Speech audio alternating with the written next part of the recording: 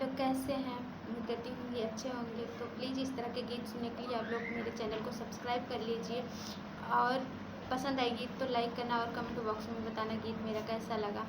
तो चलिए सुनिए आप लोग मेरी आवाज़ में। आप एक सुघर गीत है। दुखवा के मारी तीरिया हो गंगा ही घाटे रोवई हो गंगा ही घाटे रोवाई हो। दुखवा के मारी रानिया हो गंगा ही घाटे रोवई हो गंगा ही घाटे रोवाई हो। मोरी बहिनी बुढ़िया के रूप धई गंगा ही मैया निकलाई हो गंगा ही मैया निकलाई हो। मोरी बेटी कावा ना संकट तोहरे जियर हो गंगा ही घाटे रोयू हो गंगा ही घाटे रोयू हो।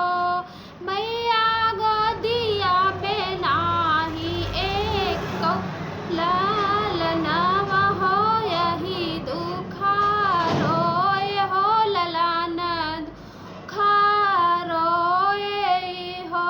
मोरी मैया गोदिया में नाही एक ललनवा हो ललन दुखा रोय हो ललन दुखा रोय नी हो। मोरी बेटी जाऊ नाया अपने घरे अपने जन घरे अपने जन घरे हो। मोरी बेटी जाऊ ना अपने घरे अपने सजन घरे अपने सजन घरे हो। बेटी आजू के नावाए माहिनवा हो लाल तोहरे होई है हो लाल तो हे होई हाई हो।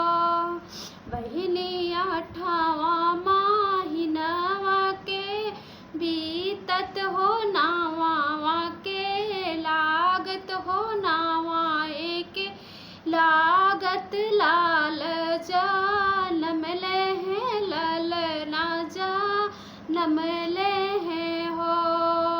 बहिनी बाजै लागी आनन बा धैया उठाई लागे सोहर हो उठाई लागे सोहर हो।